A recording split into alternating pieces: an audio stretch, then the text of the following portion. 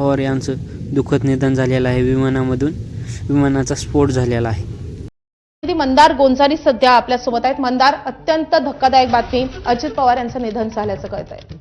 महाराष्ट्राच्या राजकारणासाठी अतिशय वाईट ते धक्कादायक बातमी आहे. अजित पवारांचा मृत्यू झालेला आहे. सकाळी 9 वाजताच्या दरम्यान अजित पवारांचं विमान बारामती एअरपोर्टवरती लँड होत असताना झालेल्या अपघातामध्ये विमानात जे कोणी होते ते 6 जण मृत्युमुखी पडलेले आहेत. अशी माहिती देण्यात आलेली आहे.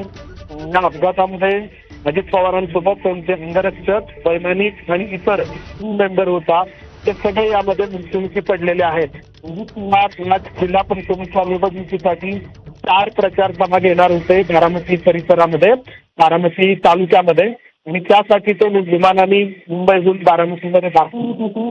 दोघं काही क्षण उरले होते त्यांना बारामतीमध्ये पोहोचण्यासाठी, नंतर लँडिंगच्या दरम्यानच हा अपघात झालेला आहे. यामध्ये अजित पवार यांचा मृत्यू झालेला आहे. महाराष्ट्राच्या राजकारणाला बदलवून टाकणारी, हादरवून टाकणारी, कलाटणी देणारी अशी ही बातमी आहे अपघाताची. आणि या सगळ्या अपघाताच्या समोर येण्यानंतर मंदार, थोडंसं थांबवते. पोलीस अधीक्षकांकडून काही माहिती मिळाली आहे, आपण त्यांची प्रतिक्रिया पाहूया. पुलिस हमारी वहीं पे मौजूद थी जी जी।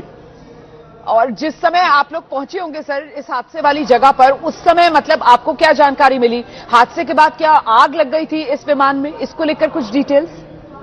मैडम देखिए, आपकी ये सारी डिटेल्स मैं आपको भेज देता हूँ, क्योंकि वहाँ पे जब प्लेन क्रैश हुआ है ऑब्वियसली वहाँ पे आग भी लगती है, और प्लेन क्रैश जो हुआ है उसमें विमान का काफी सारा डैमेज भी हुआ है जी।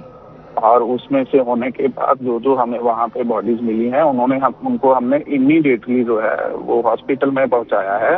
वहाँ से कंफर्मेशन होते ही आपको अपडेट। सर कितने अभी तक बॉडीज वहाँ से बरामद कर ली गई हैं सर? अभी तक हमने तीन को हॉस्पिटल पहुंचाया, 3 बॉडीज को, और उनकी आइडेंटिफिकेशन के बाद आपको अपडेट कर दूंगा। बहुत शुक्रिया गिल साहब एबीपी न्यूज पर जुड़ने के लिए। तो आप सुन रहे हैं कि जो मलबा जो आप तर ही पोलीस अधीक्षकांची प्रतिक्रिया होती. पुणे ग्रामीणचे पोलीस अधीक्षक होते.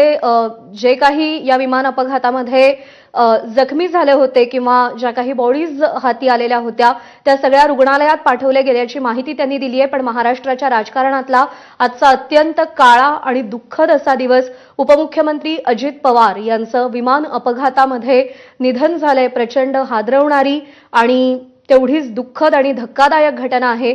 अकाली निधन झालंय अजित पवारांचं. प्रशासनावरची प्रचंड हुकूमत आणि त्यासोबतच हसत खेळत राजकारण करणं हा अजित पवारांचा स्वभाव होता. त्यांच्या मिश्किल स्वभावाची चर्चा सातत्यानं राजकारणात असायची, पण त्यासोबतच प्रशासनावरची प्रचंड असलेली हुकूमत हा देखील त्यांच्या संपूर्ण व्यक्तिमत्वाचा, राजकारणाचा एक पैलू होता. उपमुख्यमंत्री होते राज्याचे अजित पवार, आणि ते आता आपल्यात नाही आहेत. विमान अपघातात त्यांचा दुर्दैवी मृत्यू झालाय. जे 6 जण या विमानातून प्रवास करत होते त्यांचा देखील या विमान अपघातात मृत्यू झालाय. एबीपी माझाचे संपादक राजीव खांडेकर सर सध्या आपल्यासोबत आहेत. सर, शब्द अपुरे पडतायत ही घटना समोर आल्यानंतर. अजित पवारांचं निधन झालंय. प्रज्ञा, महाराष्ट्रासाठी, महाराष्ट्राच्या एकूणच राजकीय सगळा आपला परीघ जो आहे त्याच्यासाठी फार हादरवणारी अशी